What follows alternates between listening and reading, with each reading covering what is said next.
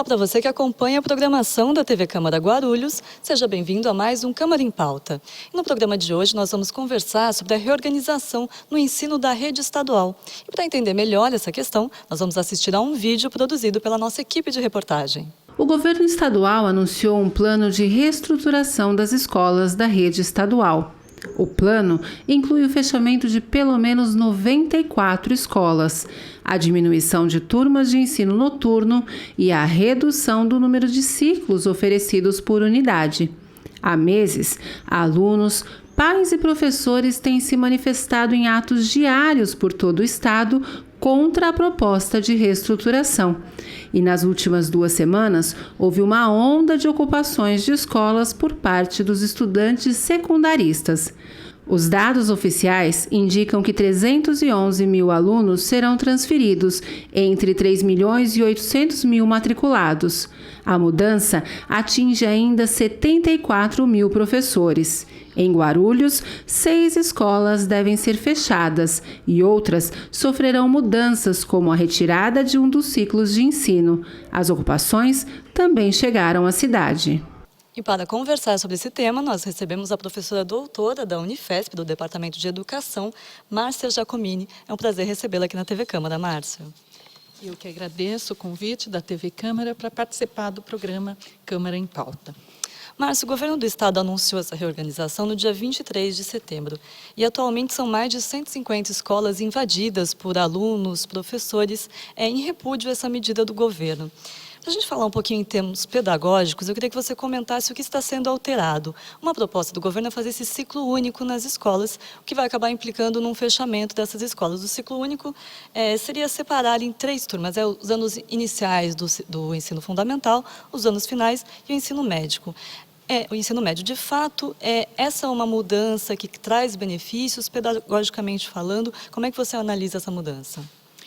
Bem, o argumento que o governo usa, ou os 2 argumentos que ele tem usado na sua fala com a população, com a imprensa, é que a organização das escolas com um único ciclo, ou seja, escolas que atendam as crianças do ensino fundamental, dos primeiros anos do ensino fundamental, que seria do 1º ao 5º ano.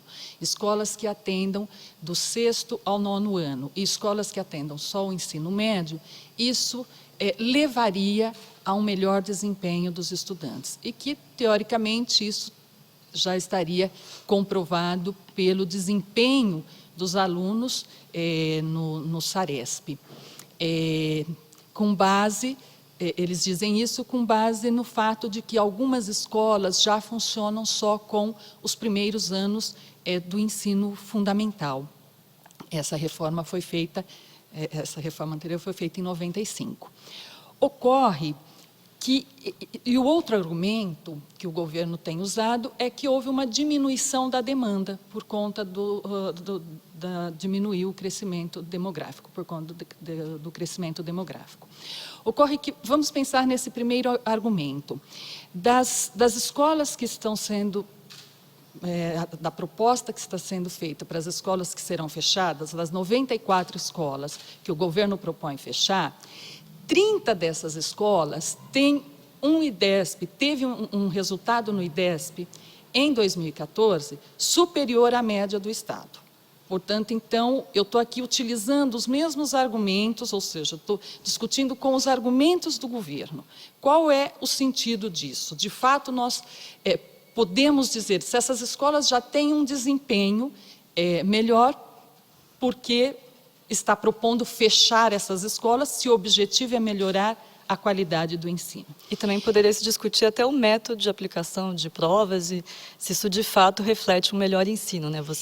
Aí já é uma outra discussão. Se essas mas avaliações externas, possível. se o IDESP é mesmo a prova nacional, o SAEB e tal, se o Saresp, se é a melhor forma da gente avaliar, ou melhor, se elas de fato dão conta de dizer sobre a qualidade da educação de forma adequada.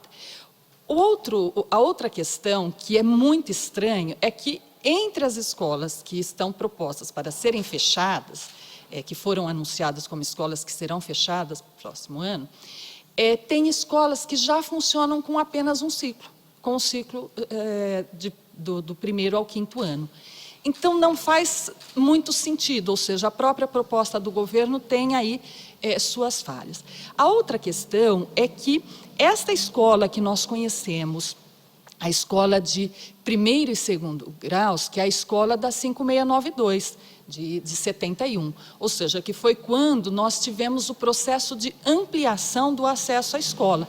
E nós estamos trabalhando com esta escola de primeiro e segundo grau, que a partir da LDB de 96, é a escola de ensino fundamental e médio, desde esta época.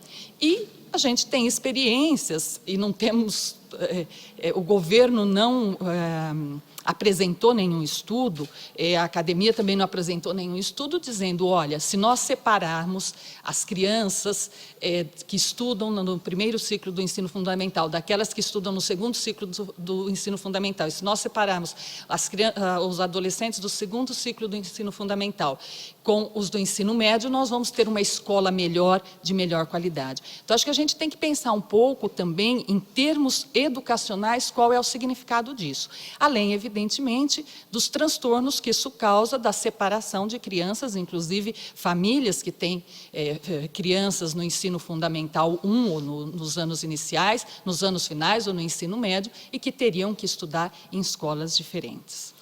Um dos argumentos utilizados seria aquele de que as crianças, se você juntar uma mesma faixa etária, você teria uma atenção maior a particularidades daquela faixa etária. Também uma questão de segurança é alegada, porque as crianças mais novas não ficariam perto das crianças de ensino médio. Pedagogicamente, não há nenhum tipo de estudo que sustente esse tipo de tese? Eu desconheço estudo que sustente isso. Eu acho isso bastante complicado, porque se a gente começa a dizer que as crianças pequenas não podem conviver com as crianças maiores, porque isso tem um problema de segurança, que educação nós estamos fazendo? Então, acho isso bastante complicado. Na sociedade, nós convivemos, adultos, crianças, e é fundamental que a gente conviva e saiba conviver de uma forma adequada. Inclusive, a escola tem um papel em relação a isso. Então, não me parece que tenha sustentação isso. A pergunta é, qual é o real motivo para essa proposta? E me parece que o que motiva essa proposta, o fechamento das escolas, tal, essa reorganização, é uma questão financeira. Tá? E também uma forma de facilitar um processo de municipalização que já desde a década de 80 que vem acontecendo, com uma intensificação na década de 90. Porque à medida que você separa principalmente os alunos do ciclo 1, de primeiro ao quinto ano, você facilita transferir isso para as prefeituras, para os municípios. E agora também uma tendência a transferir os anos finais do ensino fundamental, porque o Estado vem diminuindo o tamanho da sua rede. Agora, veja, se nós queremos melhorar a qualidade do ensino e houve uma diminuição da demanda, por que o Estado não aproveita para colocar menos alunos por sala e, desta forma, dar uma melhor atenção aos alunos? Isso é o que também é argumentado pelo Estado, de que houve uma diminuição de 2 milhões de alunos na rede nos últimos 20 anos.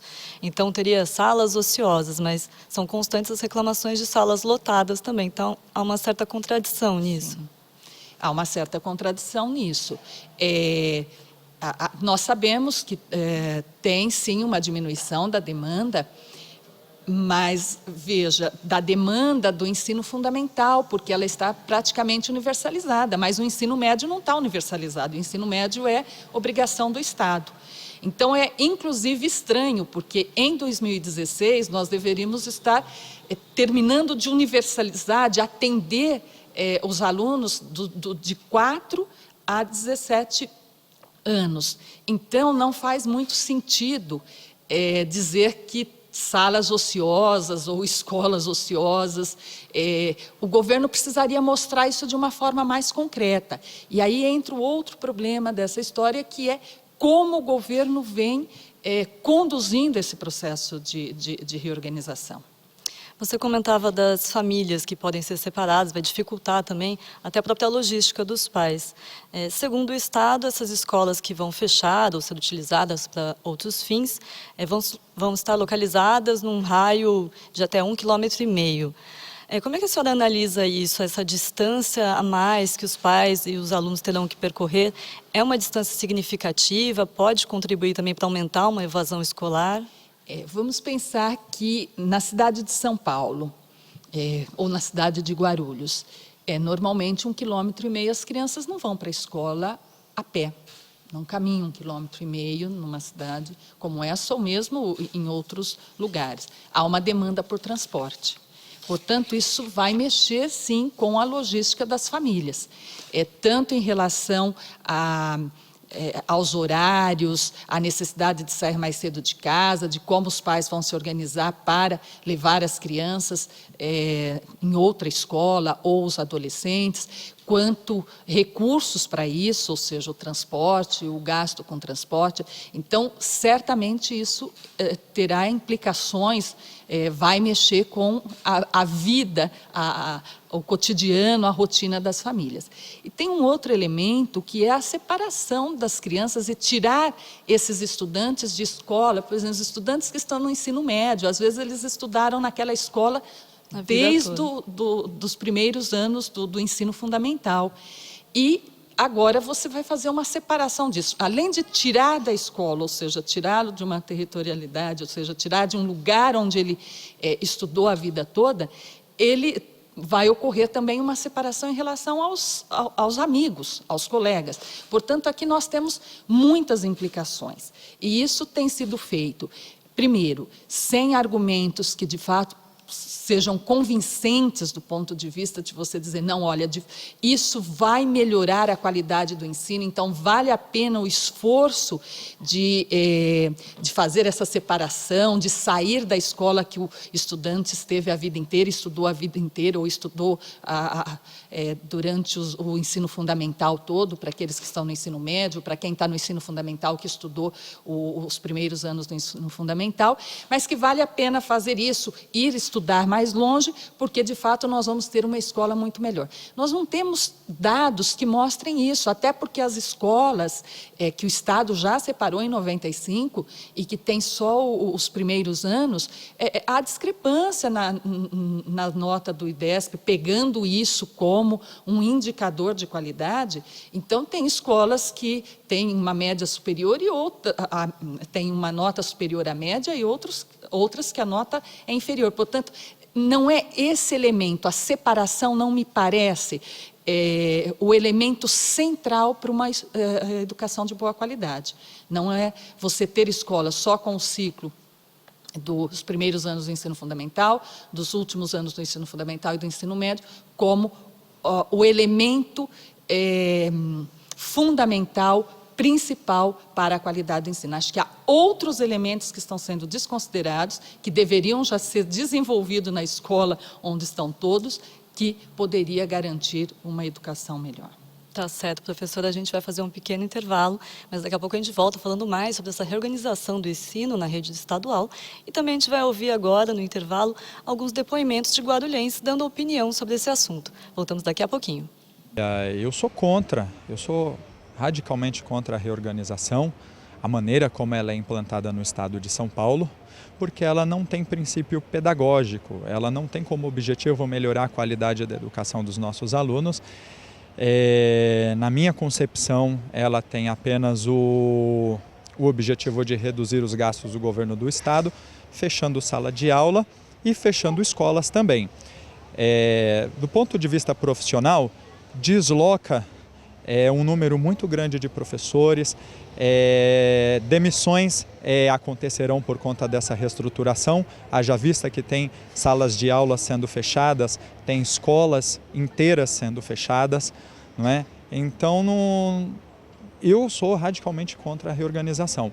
Minha filha estudava num colégio Bittencourt, aí devido à dificuldade que a minha filha tinha lá na escola, que tem muito aluno, não davam atenção para minha filha, sofria bullying, aí eu consegui arrumar essa escola Rótulo, e essa escola Rótulo está sendo maravilhosa. Eles dão atenção para minha filha, estão ensinando ela a ler, escrever, tem poucas crianças, tem psicólogo. Eu não gostaria que fechasse, porque aí como que vai ser minha filha indo para outra escola? A outra escola que eles mandaram é muito longe, eu não tenho condições de pagar conduções, nem vale transporte, né, que fala, né, perua, né? Eu não tenho condições. E na escola onde eu fui lá, eles falaram que já esgotaram a matrícula. Então, eu não sei como que eu vou fazer com a minha filha. Eu gostaria que alguém tivesse consciência e não fechasse essa escola, porque essa escola é maravilhosa, gente. É verdade, pode perguntar para qualquer mãe, maravilhosa. Eu, sinceramente, eu estou perdida, estou meio perdida, acho que como a maioria das pessoas. Minha filha também estuda na Ponte Alta, na escola lá, vai fechar. E eu não sei o porquê disso, eu gostaria de saber, queria mais informações. Estou bem desinformada sobre esse assunto, não estou entendendo muita coisa. Não dá para mim saber muito bem, porque a gente fica sabendo meio que por alto, porque o governo ele não fala com clareza assim, as coisas que eles vão fazer. Só anuncia, né? E pelo que eu fiquei sabendo, vai ser algumas escolas que vão ser fechadas. Até minha irmã comentou comigo, eu fiquei sabendo pela minha irmã, que ela que comentou comigo. Tudo, ela não sabe se a escola onde a filha dela estuda vai fechar ou não, porque não falaram, não deram certeza ainda das escolas e a gente está esperando, né, que aconteça. Porém, não é uma coisa muito boa, porque vai ficar jogando as crianças de um lado para o outro. Às vezes, misturar, igual ficar uma escola só com o ensino médio, outra só com o fundamental, vai atrapalhar, porque a gente já está acostumado com isso. A gente cresceu, bom, pelo menos a maioria, cresceu estudando na escola assim até hoje deu certo. Em vez deles abrir mais escolas, né, e deixar do jeito que está, não, eles querem mudar. Para mim, é sem nexo. Na realidade, eu não sou contra a reformulação nenhuma, eu acho que tudo que é para o bem é válido. A única coisa que eu acho ruim é eles fecharem essa escola, independente de ser um número pequeno de alunos, e das crianças que entram agora no período da tarde serem remanejadas para algum lugar que elas ainda ficam em dúvida onde se é perto da casa delas ou não. Então, assim, eu acho que eles deviam pensar um pouco mais em relação ao que fazer com essas crianças. De reformular, não sou contra, não. Eu só acho que eles tinham que pensar onde vão essas crianças. A Secretaria de Educação aponta a reorganização como uma proposta como única proposta, talvez, que vai melhorar a qualidade do ensino no estado de São Paulo, quando nós temos muitas outras medidas urgentes que precisam ser tomadas para que a educação melhore. Não é? A gente precisa de um número menor de alunos por sala de aula, a gente precisa de reestruturação física desses prédios que estão aí, a gente precisa de material pedagógico, de recursos pedagógicos, de formação contínua para os professores, e isso infelizmente não tem.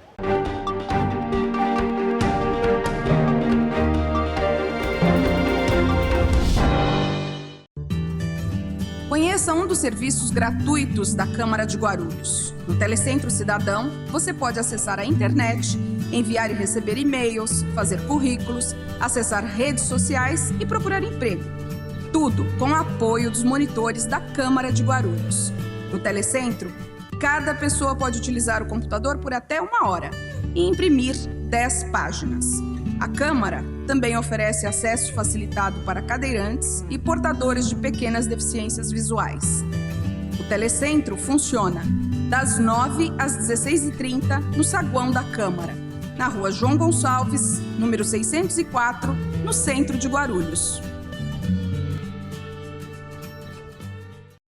O ESIC, Portal da Transparência, abre as contas da Câmara para toda a sociedade. Nele, você encontra as informações sobre o orçamento da Câmara, a receita e as despesas detalhadas. Após um rápido cadastro, você tem acesso a todas as informações. E algumas delas você não precisa se cadastrar para acessar. são as informações de interesse coletivo. Mais uma iniciativa da Câmara de Guarulhos para modernizar o Legislativo Municipal. Para saber mais, acesse o site da Câmara, www.câmaraguarulhos.sp.gov.br. Clique no link Portal da Transparência e veja o vídeo de orientação.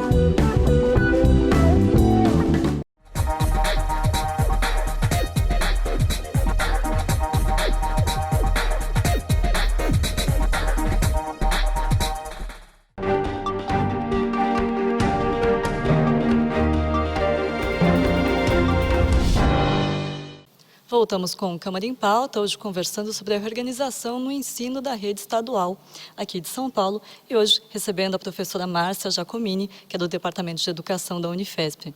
Márcia, você comentava o método como foi aplicada essa reorganização, como está sendo proposta, divulgada. Faltou diálogo do Estado? Em entrevistas, o secretário de Educação afirmou que ele delegou para as diretorias de ensino que fizessem uma conversa com a comunidade, com os estudantes. Ele falou de um processo descentralizado de reorganização. A senhora concorda ou acha que houve falha nesse processo? Bom, certamente faltou diálogo. Hoje temos o fato de muitas termos escolas ocupadas. 151 escolas ocupadas é um indicativo de que faltou diálogo. Veja, o governo está propondo uma reorganização que mexe com a vida dos estudantes, das famílias e também dos professores. Essa reorganização certamente implicará a demissão de professores. Portanto, uma medida dessa natureza precisa ser precedida de um amplo debate com a comunidade escolar, com a sociedade, com explicações muito claras, e isso não ocorreu. Isso está sendo feito no final do ano, sem nenhuma discussão. Lembrando que seria para valer a partir de 2016. Isso, quer dizer, no final de 2015, já para 2016, ou seja, não houve tempo para uma discussão, para as pessoas, inclusive, compreenderem, supondo que o governo que tivesse sustentação pedagógica, educacional, a proposta do governo. Seria necessário esse diálogo para que as pessoas pudessem compreender isso, debater isso, para depois implementar uma proposta dessa natureza. A ocupação das escolas pelos estudantes, ou seja, o método de entrar na escola, permanecer na escola para dizer, olha, nós não concordamos que essa escola seja fechada, ela foi recebida muito mal pelo governo do Estado, porque nós tivemos situações como a escola da Zona Sul, em que a polícia entrou na escola. E nós tivemos ontem uma escola na Zona Leste que 8 estudantes foram presos. Portanto, nós temos aqui uma forma de lidar com a educação muito complicada. Num primeiro momento, nenhum diálogo, apresenta a proposta, não discute com absolutamente ninguém e quando há uma reação dos estudantes para dizer, olha, nós queremos ser ouvidos, nós não aceitamos que isso seja feito dessa forma, nós não concordamos com os argumentos que foram apresentados, os poucos argumentos que foram apresentados para fechar as escolas, nós não concordamos que as escolas sejam fechadas, a reação do governo é chamar a polícia, ou seja, transforma a educação num caso de polícia. E é interessante porque quando o governo pede reintegração de posse, a própria justiça entende que não se trata de reintegração de posse. O patrimônio público não está em perigo, não está sendo depredado, ou seja, não tem algo desta natureza. E que se trata, sim, de uma questão política e que o governo precisa sentar com os estudantes, com os professores, com os sindicatos e as entidades estudantis para discutir essa questão. Então, não se trata de tirar os estudantes que, nesse momento, fazem uso legítimo de uma forma de protesto e de organização e de manifestação. Eles não foram ouvidos, eles receberam via imprensa a informação que a escola dele seria fechada. Então... Inicialmente não havia, inclusive, a informação de para onde iria ser transferido. Isso veio um pouquinho depois. Normalmente, quando a gente fala em educação, é comum vir aquele discurso que é preciso engajar os pais, a comunidade escolar, alunos, Mas essa atitude, esse anúncio de reorganização parece um pouco que fugiu a essa filosofia de tentar engajar as pessoas e foi uma atitude arbitrária do Estado? Totalmente, fugiu totalmente, não teve esse diálogo. Na escola, a gente faz uma discussão o tempo todo da necessidade do diálogo. O processo educativo, ele demanda isso. É uma relação entre sujeitos e que, portanto, não é só uma relação em que o professor vai lá e dá uma aula e fala e o aluno fica quieto e assimila. A gente vem discutindo isso há muito tempo. Agora, é interessante que o governo faz algo assim que contradiz tudo isso, porque ele diz, olha, a partir do ano que vem, essas 94 escolas não vão funcionar mais, elas serão fechadas e vocês irão para outros lugares. Quer dizer, ele chega e diz, eu vou fazer isso. E eu vou fazer isso para melhorar a qualidade do ensino. Bom, mas espera aí. Baseado em quê? Por que isso melhoraria a qualidade do ensino? Ou eu vou fazer isso porque tem algumas salas ociosas? Bom, mas nós temos na escola salas superlotadas. Por que não aproveitamos essa situação, então, para diminuir o número de alunos? Ou seja, não deu nenhuma oportunidade para as pessoas se manifestarem, para discutir a proposta, para debater. Então, é bastante autoritária essa forma como o governo do Estado iniciou esse processo e bastante autoritária como ele está conduzindo. Porque quando a polícia entra na escola, prende estudantes, eu acho que a gente está dando uma indicação muito séria de como a educação desse Estado está sendo conduzida.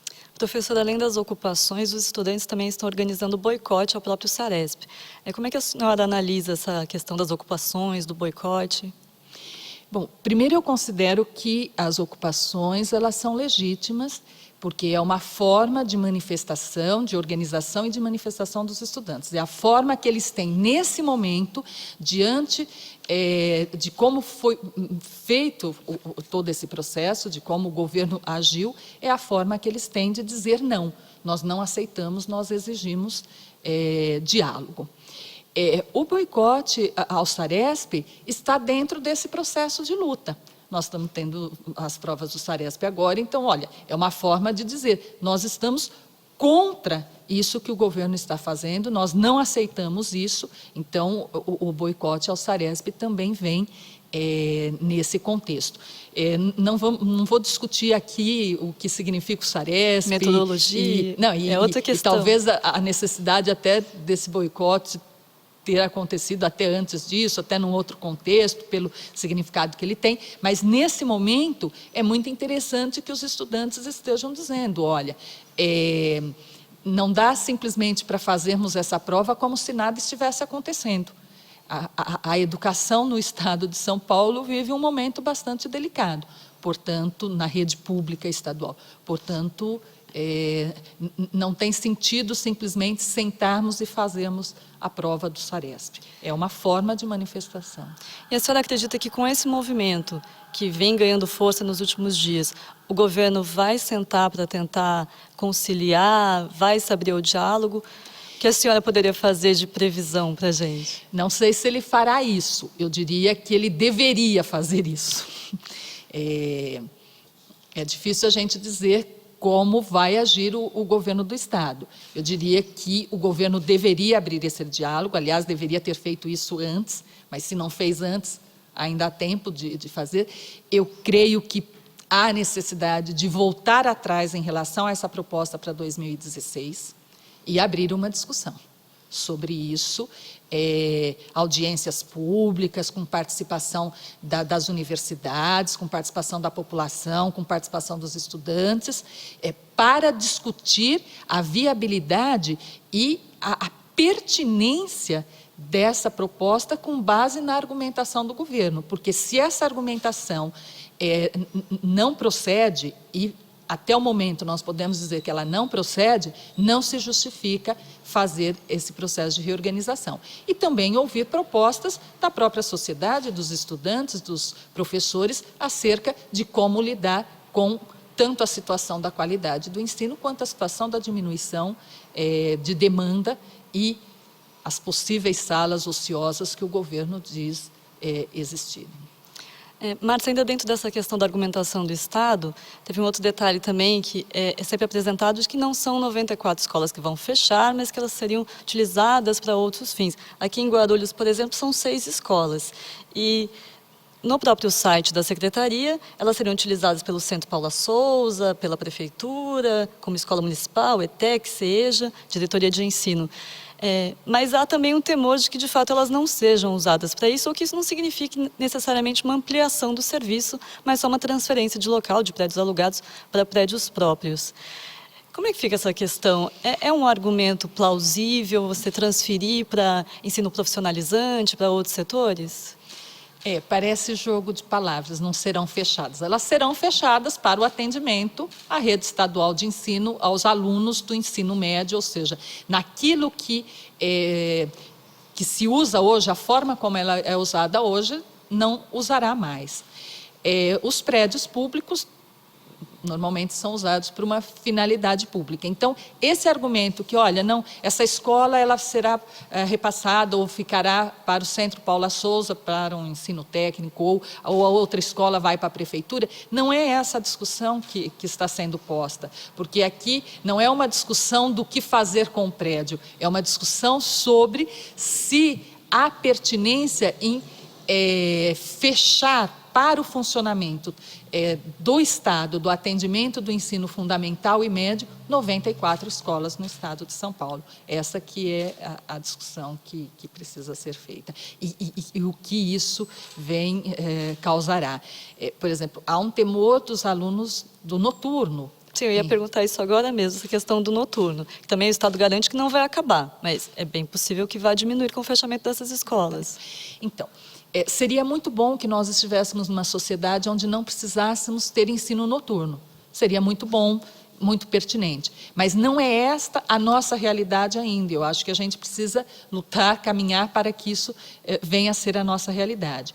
E para o estudante, que também é trabalhador, o estudante do ensino médio, muitos estudantes do ensino médio eles estão fora da idade de estar no ensino médio, portanto, eles têm, às vezes, mais de 18 anos, mais de 20 anos, inclusive, ou 17 anos, ou 16, e exerce algum trabalho.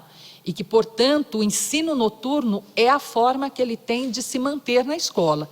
Então, se o Estado caminha para um fechamento do ensino noturno, ele pode estar caminhando para dificultar a entrada desses jovens no ensino, ou a permanência desses jovens no ensino médio.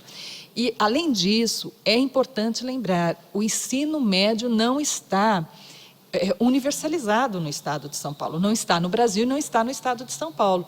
Portanto, há demanda para o ensino médio e, de acordo com a Emenda Constitucional 59 de 2009, até o próximo ano é necessário que sejam atendidas todas as crianças de 4 até os jovens de 17 anos. Portanto, eu acho que essa proposta do Estado, ela pode comprometer, inclusive, esse atendimento. Márcia, para a gente fechar o programa, eu só queria pedir uma análise sua. Se essa reorganização ela não está vindo da maneira como a comunidade escolar, como os alunos gostariam, o que deveria ser mudado no ensino da rede estadual para, de fato, melhorar a qualidade desse ensino? Olha, várias coisas. Nós precisamos, no Brasil, primeiro, implantar o custo aluno-qualidade, o CAC. O valor do aluno Fundeb, ele é insuficiente para nós termos os insumos necessários a uma educação de qualidade. Isso, eu diria, no Brasil inteiro. Em São Paulo, trazendo para São Paulo, também precisamos fazer isso. Isso envolve escolas melhores equipadas, uma infraestrutura melhor, material, condições melhores para o desenvolvimento do processo educativo. Isso implica melhorar as condições de trabalho dos professores, com uma jornada única, numa única escola, com salários melhores. Os professores fizeram 92 dias de greve esse ano na rede estadual. Então, veja todos os prejuízos que isso causa. É lamentável que o governo não tenha negociado e levado a uma paralisação tão longa, porque isso implica em prejuízos. Mas essa foi a única forma também que os professores tiveram para lutar por melhores condições de trabalho e salário. E era uma luta para implementar a meta 17 do PNE, que é a equiparação do salário do professor, a média salarial dos professores, a média salarial dos profissionais com formação equivalente. Então, era esta reivindicação que o sindicato fazia. Esta meta, ela está no PNE, a meta 17. Portanto, é algo que já está em lei e que o governo não tem cumprido. E do ponto de vista da escola, eu penso que é importante que as escolas tenham projetos pedagógicos, mas não é o projeto pedagógico no sentido de formal, de ter algo escrito, mas que tenham efetivamente projetos educativos envolvendo os estudantes, envolvendo a comunidade, que propiciem um melhor desenvolvimento do processo ensino-aprendizagem, não só para uma melhor aprendizagem dos alunos, mas para uma formação mais ampla desses estudantes. Tá certo, Márcia, queria agradecer muito a sua participação aqui com a gente. Muito obrigada. E esse foi o nosso Câmara em Pauta de hoje, que discutiu a reorganização no sistema de ensino da rede estadual. Muito obrigada pela sua audiência e a gente se vê no próximo programa. Tchau!